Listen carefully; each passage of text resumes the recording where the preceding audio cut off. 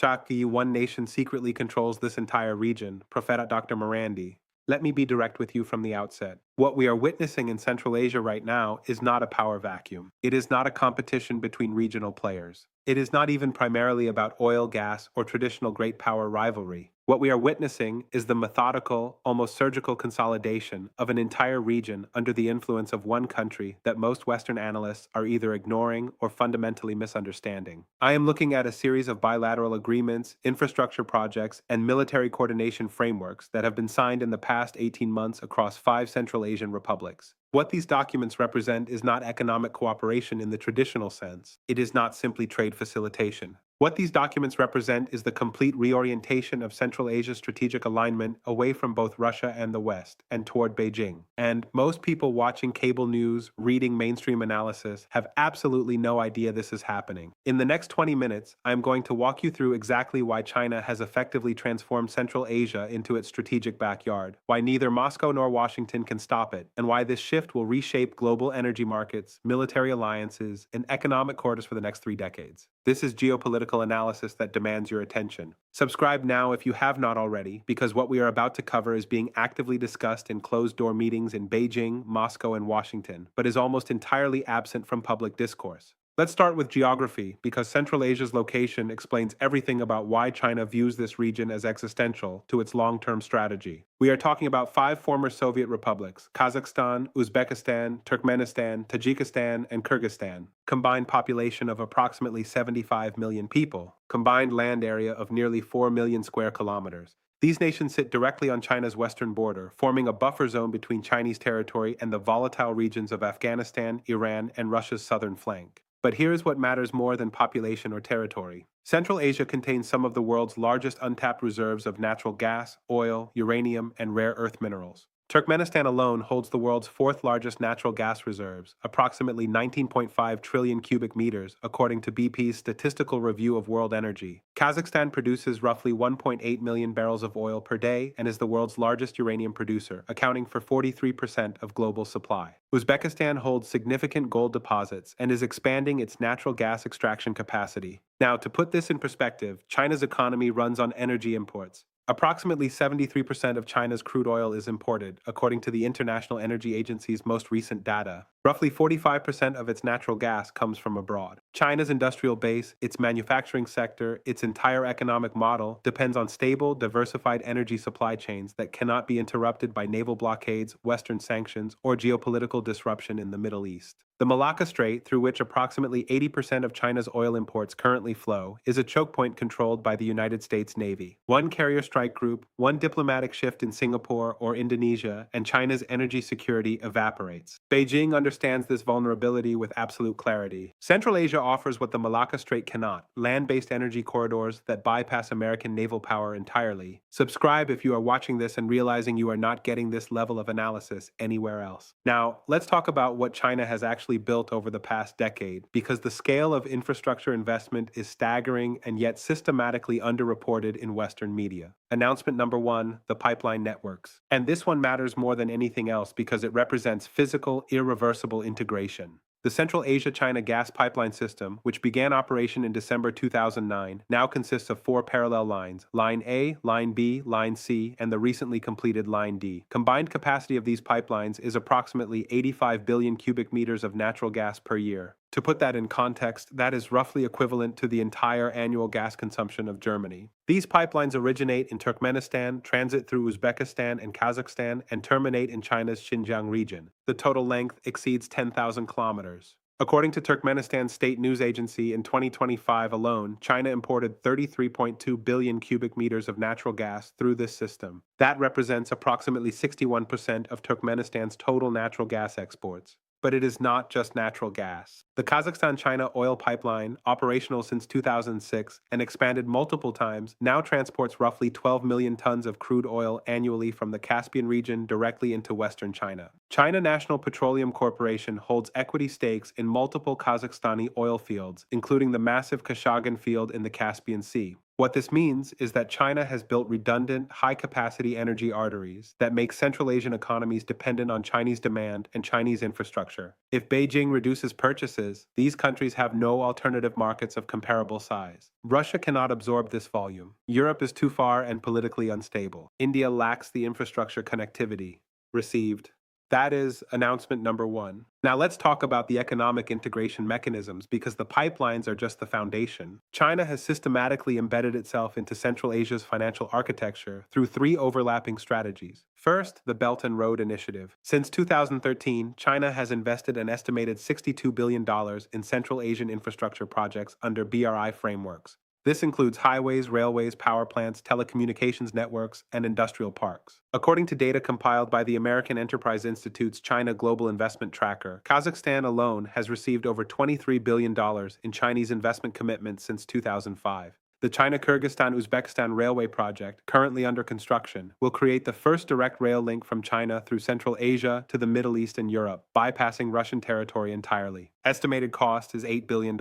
Expected completion is 2028. This is not a hypothetical project. Construction is actively underway. Second, currency arrangements. China has negotiated bilateral currency swap agreements with Kazakhstan and Uzbekistan, allowing trade to be settled in yuan rather than dollars. The People's Bank of China signed a 3-year, 7 billion yuan swap line with Kazakhstan's central bank in 2024, renewable upon expiration. This reduces dollar dependency and increases yuan internationalization, which is a strategic priority for Beijing. Third, debt restructuring. Multiple Central Asian nations have encountered debt servicing difficulties related to BRI loans. Rather than demanding repayment or seizing assets in the predatory manner often alleged by Western critics, China has consistently renegotiated terms, extended maturities, and in some cases converted debt into equity stakes in strategic projects. Kyrgyzstan's debt to China, estimated at approximately 42% of its GDP, has been restructured twice in the past 5 years with no reported asset seizures. What this demonstrates is patient, long-term strategy rather than smash-and-grab resource extraction. China is not trying to bankrupt these countries. China is trying to make them structurally dependent on Chinese economic frameworks in a way that creates mutual interest in stability and cooperation. Announcement number 2, the security architecture. This is the part that should be raising alarms in Moscow and Washington. China has steadily expanded its security footprint in Central Asia through both multilateral organizations and bilateral military cooperation. The Shanghai Cooperation Organization, established in 2001, now includes Russia, China, and all 5 Central Asian republics as full members, with Iran, Belarus, and potentially Saudi Arabia as prospective or observer members. But within the SCO framework, China has positioned itself as the dominant security provider through several mechanisms. Joint military exercises have increased in frequency and sophistication. In August 2024, China and Tajikistan conducted their largest ever joint counterterrorism exercise, involving over 3,000 troops, air support, and live fire drills in the Pamir Mountains. The official justification was combating terrorism and extremism, but the operational focus was on rapid deployment and mountain warfare, capabilities directly relevant to any potential conflict in disputed border regions. China has also constructed its first acknowledged overseas military facility in Tajikistan, located in the Gorno-Badakhshan region near the Afghan border. Although officially described as a training facility, satellite imagery analyzed by the Center for Strategic and International Studies shows infrastructure consistent with a permanent military base, including barracks, vehicle depots, and radar installations. According to reporting by Reuters and confirmed by multiple regional security analysts, Chinese border troops now conduct regular joint patrols with Tajik forces along sections of the Afghanistan-Tajikistan border. This represents Chinese military personnel operating in combat-relevant posture outside Chinese territory, a significant departure from China's historical non-interventionist posture. Kazakhstan has purchased Chinese military equipment, including drones, armored vehicles, and air defense systems. Uzbekistan signed a comprehensive military cooperation agreement with China in 2023, covering joint training, equipment sales, and intelligence sharing.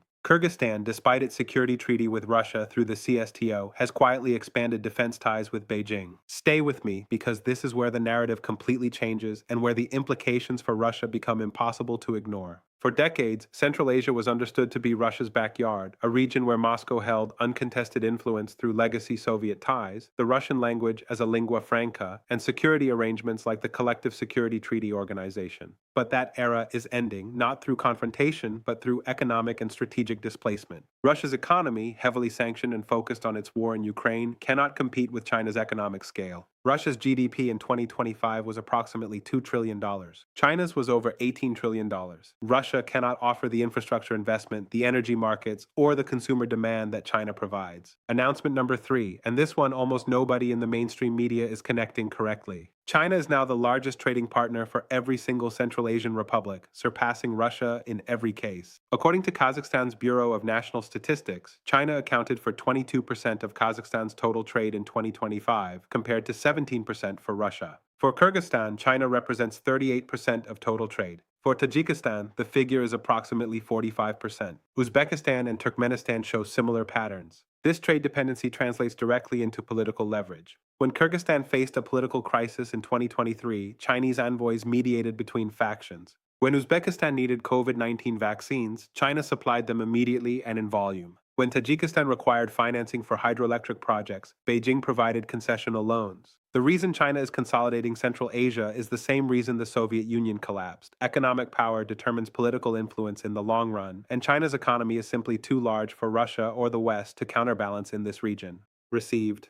That is announcement number 3. Now, let's talk about what is really happening behind the official statements and joint communiques, because there are 2 stories playing out simultaneously, and Western media is only covering one of them. The first story, the one you will read in the Financial Times or the Wall Street Journal, is about Belt and Road debt traps, Chinese resource extraction, and authoritarian cooperation. This narrative portrays Central Asian states as passive victims of Chinese economic imperialism. The second story, the one you will not read, is that Central Asian governments are making rational choices based on geographic proximity, economic opportunity, and security guarantees that neither Russia nor the West can credibly provide. Think carefully about what this represents. When Kazakhstan diversifies its oil export routes through Chinese pipelines, that is not submission to Beijing. That is reducing dependence on Russian transit infrastructure, which Moscow has historically used as political leverage. When Uzbekistan signs trade agreements with China, that is accessing a market of 1.4 billion consumers, compared to Russia's 145 million, or the logistically distant European Union. Central Asian leaders are not ideologically aligned with Beijing. They are pragmatically aligning their economic and security interests with the most reliable partner available. And right now, that partner is China, not because of Chinese coercion, but because of Chinese capacity.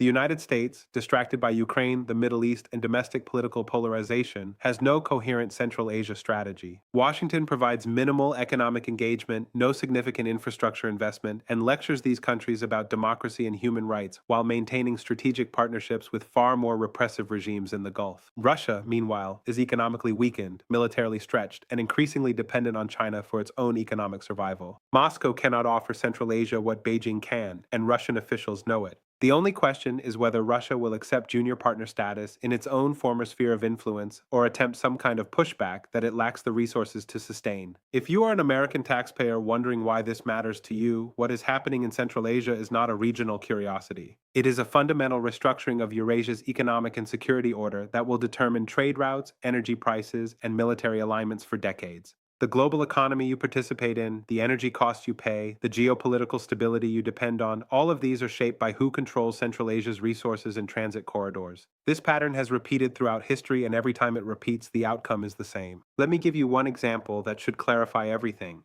the Peloponnesian War. 27 years of conflict between Athens and Sparta, the 2 dominant powers of ancient Greece. Both sides exhausted themselves through prolonged warfare, depleting treasuries, losing entire generations of young men, destabilizing allied city-states. And who emerged victorious? Neither Athens nor Sparta. It was Persia, the external power that had been patiently waiting, providing financial support to whichever Greek side was losing, ensuring the conflict continued until both Athenian and Spartan power were broken. Right now, the United States is locked in strategic competition with Russia in Eastern Europe. Both powers are pouring resources into Ukraine. Both are experiencing economic strain. Both are politically distracted. And who is rising quietly in the background? China, not through military conquest, but through economic integration, infrastructure development, and patient accumulation of influence in regions that Washington and Moscow are too distracted to defend. The United States is Athens, focused on its naval power and democratic alliances. Russia is Sparta, relying on military strength and authoritarian governance. China is Persia, waiting for both rivals to exhaust themselves while systematically building an alternative order. The parallel is not perfect, but the strategic logic is identical. The power that avoids direct confrontation while building structural advantages wins in the long run. So where does this leave us? Let me give you three clear paths because there is no honest middle ground here. Path 1: accommodation and competition. The United States accepts that Central Asia is now within China's sphere of influence and focuses instead on competing in regions where American advantages remain strong: the Indo-Pacific maritime domain, Latin America, Sub-Saharan Africa. Washington stops attempting to roll back Chinese influence in areas where geography, economics, and political reality favor Beijing. Instead, the U.S. competes on economic terms in regions where American technology, capital, and security guarantees still hold value. This path requires strategic discipline, acceptance of multipolarity, and abandonment of the post-Cold War assumption that American primacy is permanent or universal. Likelihood assessment low. American foreign policy establishment is ideologically committed to global primacy and will resist acknowledging any sphere as beyond U.S. influence. Path 2: escalation and confrontation. The United States attempts to counter Chinese influence in Central Asia through increased aid, infrastructure investment, and security partnerships. This would require tens of billions in annual spending, sustained political commitment across multiple administrations, and willingness to compete economically with a country that has a larger industrial base and far greater risk tolerance. This path leads to a new Cold War dynamic in Central Asia, potentially including covert action, support for anti-Chinese political movements, and economic warfare through sanctions and secondary boycotts. It risks pushing Central Asian states closer to China out of fear of becoming battlegrounds. Likelihood assessment moderate. Elements within Washington are already advocating for this approach, but resource constraints and competing priorities make sustained execution difficult. Path 3: managed decline. The United States neither accommodates Chinese dominance nor effectively competes, instead issuing periodic statements of concern, symbolic aid packages, and rhetorical support for Central Asian sovereignty, while Chinese structural advantages continue to compound. This is the path of least resistance, requiring no difficult strategic choices, no significant resource commitments, and no political accountability for failure. The result is slow but irreversible erosion of American influence, not through dramatic defeat but through simple irrelevance. Central Asian governments maintain polite relations with Washington while making all substantive decisions in consultation with Beijing. Likelihood assessment high. This is the default outcome if current trends continue without significant policy intervention. I think we are on path 3 right now, and the window to shift toward path 1 or path 2 is closing rapidly. China's infrastructure investments are creating facts on the ground that cannot be easily reversed.